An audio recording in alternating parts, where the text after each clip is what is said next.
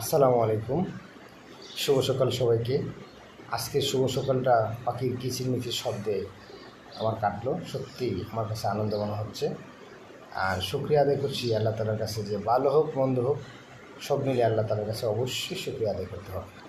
কারণ আল্লাহ পাক আপনাকে আমাকে পরিপূর্ণভাবে সুস্থ রাখছে, এর চেয়ে বড় শুকরিয়া আর কিছুই হতে পারে না।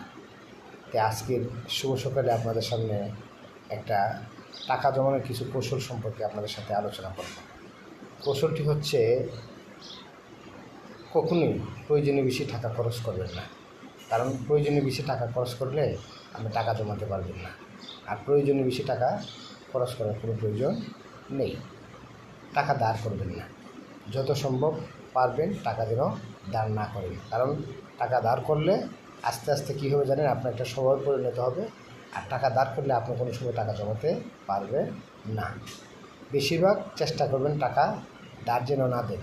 কারণ টাকা ধার দিলে কী হয় জানেন, টাকা ধার দিলে সম্পর্ক নষ্ট হয়।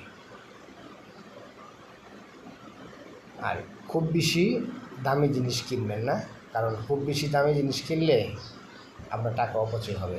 প্রয়োজনীয় যতটুকু প্রয়োজন ততটুকু কিনবেন, আর বাকি যে টাকাটা থাকবে এটা সঞ্চয় হিসেবে আপনি রেখে দেবেন। এইভাবে আস্তে আস্তে আপনার টাকা কী হবে, জমানো হবে। প্রয়োজন ছাড়া কোনো কিছু কিনবেন না। কারণ প্রয়োজন ছাড়া আমি মনে করি কোনো কিছু না কেনারই ভালো। যেই টাকাটা থাকবে ওইটা আপনার সঞ্চয় হিসেবে আপনার কাছে জমা থাকবে। লোক দেখানোর জন্য কোনো কিছু কিনবেন না। অধিকাংশ মানুষকে দেখানোর জন্য অনেক কিছু কিনে, যে আমার এই আছে সে আছে। এটা এক ধরনের অপচয়, এটা করবেন না। এটা না করে টাকা জমান। সবসময় টাকা সংগ্রহ করতে থাকুন।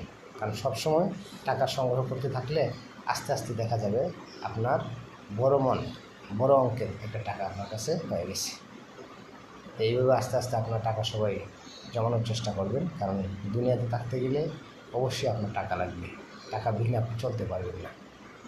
কারণ টাকা ছাড়া আপনার কথাবার্তা, মানুষের জবান এগুলো ঠিক রাখতে পারবেন না। তা দুনিয়াতে চলতে গেলে অবশ্যই আপনার টাকার প্রয়োজন।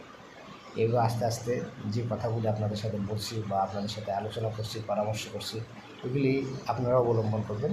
দেখবেন একটা সময় আপনার কাছে অনেক টাকা হয়ে গেছে। ভালো থাকবেন সবাই। শুভ সকাল সবাইকে।